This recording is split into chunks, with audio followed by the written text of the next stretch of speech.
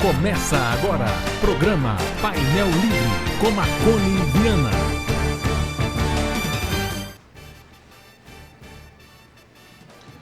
Olá, boa noite. No ar mais um programa Painel Livre aqui pela TV Vale. Hoje vamos debater, vamos conversar sobre violência contra a mulher.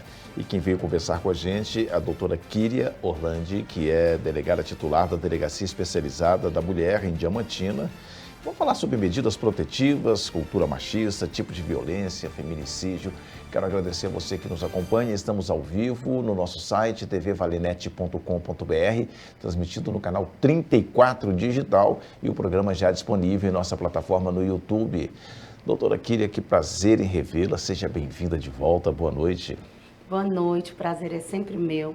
Quero agradecer imensamente por poder mais uma vez passar para a população e para a comunidade diamantinense as possibilidades de se interromper um ciclo de violência e informações que possam fazer com que as pessoas identifiquem relacionamentos abusivos e como se livrar desses relacionamentos. Vamos falar um pouco sobre a Delegacia da Mulher. Qual que é o papel? O que realmente vocês fazem lá? Como é que é o atendimento dentro da Delegacia da Mulher? Olha, a Delegacia Especializada de Atendimento à Mulher de Diamantina compõe uma das 70 delegacias especializadas do estado de Minas Gerais. Então, hoje, não apenas em Minas, como no Brasil, nós temos, em média, apenas 10% dos municípios com delegacias especializadas. Qual é o papel de uma delegacia especializada de atendimento à mulher? É atender de modo diferenciado grupos vulneráveis vítimas de violência. Atender com o que chamamos hoje de perspectiva de gênero. Um atendimento que entenda todas as dificuldades que essas pessoas têm para se desvincular de um agressor, especialmente agressor doméstico, e mostrar para essas pessoas as políticas públicas, que são as possibilidades jurídicas de se interromper um relacionamento abusivo. Então, ali dentro, nós atendemos diariamente mulheres e grupos vulneráveis vítimas de violência, oferecendo as medidas de proteção imediatas trazidas pela legislação e também promovemos a investigação criminal dos casos que são trazidos a nós todos os dias. A partir dali, a gente vai identificar se o fato que foi demandado aconteceu, se ele é um crime, quem é o autor desse fato e produzir ainda elementos que vão, num processo criminal, se transformar em prova para eventual condenação e punição desse agressor. Você usou um termo aí que me chamou a atenção, para interromper um relacionamento abusivo. Qual é o limite? Aí vou falar do Estado, né? No qual vocês estão representando. Qual é o limite para interferir na vida daquele relacionamento? Olha, a própria medida protetiva, ela traz para a gente esse limite. As pessoas não entendem que, por exemplo, não é possível pedir medida para outra pessoa. Então, a medida protetiva, ela ainda está à inteira disponibilidade da vítima. E entendemos que assim tem que ser. Por quê? Por mais que a mulher esteja ali vivendo uma situação de manipulação, de dependência emocional, ela ainda é uma pessoa adulta, maior e capaz.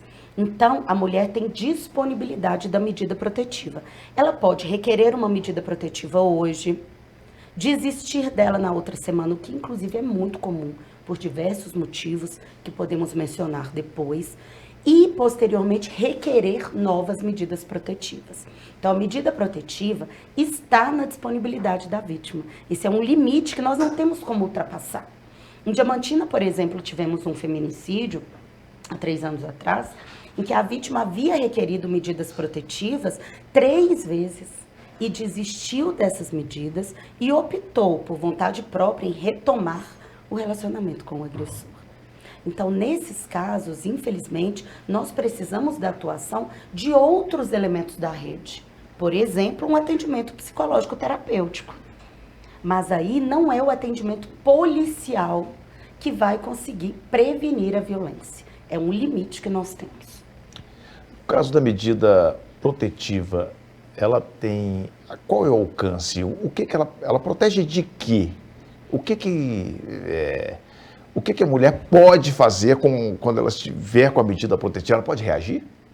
Olha, na verdade, a mulher deveria reagir e nós não reagimos, não por ausência de força física, mas porque somos socializadas para não reagir.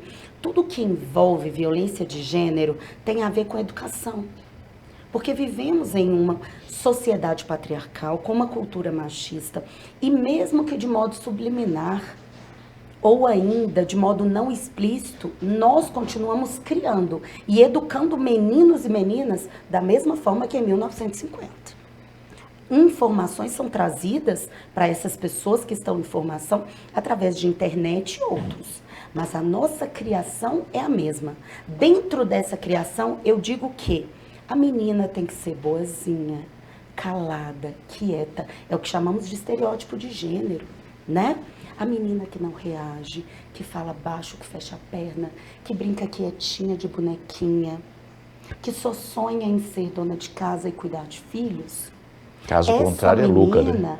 Exatamente. Além de ser louca, né?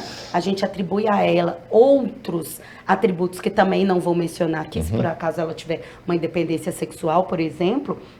Essas meninas, quando abusadas sexualmente na infância ou adolescência, dificilmente vão reagir. Quando vítimas de violência doméstica, dificilmente vão reagir. Então, a ausência de reação das mulheres quando vítimas de uma violência tem vários componentes, mas a educação é um deles. Então, quando você diz, olha, deveriam reagir, deveríamos. Por isso, inclusive, eu insisto na necessidade da prática de alguma arte marcial ou defesa pessoal para meninas, porque os meninos são socializados para a reação. Tanto que a violência sexual contra meninos geralmente se encerra aos 11, 12 anos e é em número muito inferior ao de meninas. Porque meninos jovens, crianças, já reagem. Já sabem que podem pegar um objeto e atirar, podem gritar. Nós não somos socializadas dessa forma. E precisamos, então, promover uma nova socialização, ainda que na fase adulta. Então, precisamos sim reagir. Mas quando eu digo isso, eu não quero dizer da culpabilização da mulher pela violência de modo algum.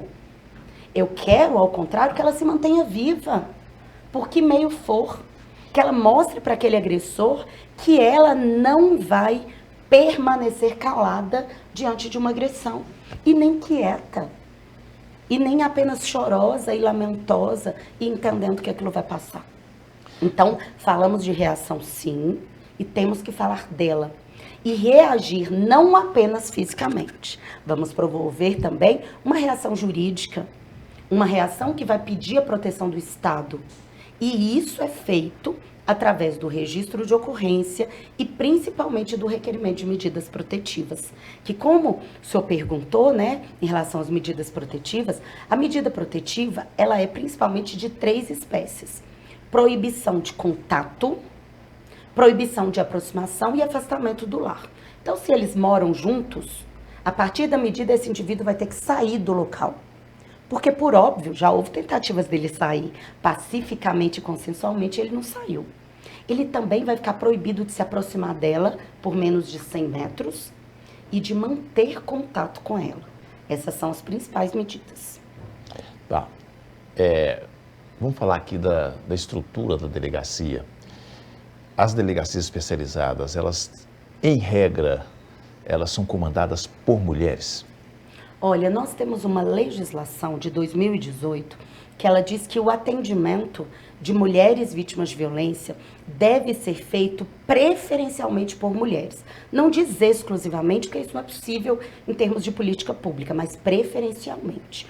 Então, hoje, por exemplo, na Delegacia Especializada de Atendimento à Mulher de Diamantina, nós temos uma delegada mulher, uma escrivã mulher, uma estagiária de apoio mulher, 3 investigadoras mulheres e 1 investigador homem. Então, a prioridade é para que você seja atendida por uma mulher. E aqui, hoje, nós conseguimos promover isso. Porque o meu questionamento era uma provocação mesmo. Como que o meio, né, os seus colegas, como é que reage todo o meio quando tem uma pessoa que trabalha com com firmeza, com postura, como é o seu caso, por exemplo. Aí, como é que as pessoas enxergam? Por exemplo, se tem alguém, homem, responsável pela delegacia, como que o meio enxerga ele, como enxerga uma mulher? Porque eu acredito que você já deve ter escutado os burburinhos, aí vem ela. Na verdade, isso é apenas um recorte social, reflexo da cultura machista, que tem, de novo, falando de estereótipo de gênero, a ideia de que a mulher é frágil, quieta, submissa. Então, nós, enquanto sociedade, não estamos acostumados a ver mulheres ocupando espaços de poder, de modo incisivo, de modo competente. E, por vezes, temos a falsa ideia de que, quando ocuparmos esses espaços, não seremos alvo de ataques. Infelizmente, isso é uma falácia, porque somos alvo de ataques todos os dias.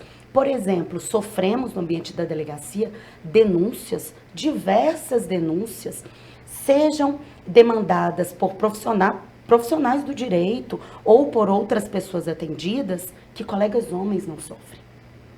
Eu recebo adjetivos pejorativos que colegas homens não recebem, porque a sociedade está acostumada com o homem nesse lugar.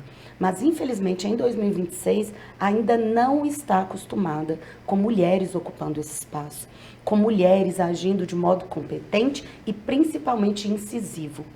Porque isso demonstra uma interrupção da ideia de que a mulher fala baixo, de que a mulher abaixa a cabeça, de que a mulher é submissa. Então, quando nós, e eu inclusive, que foi objeto da sua pergunta, não correspondemos a isso, nós somos rotineiramente atacadas. Bom, o assunto está ótimo, né? Doutora Kíria, delegada da Delegacia Especializada da Mulher em Diamantina, aqui com a gente. A gente vai fazer um rápido intervalo. Voltamos já.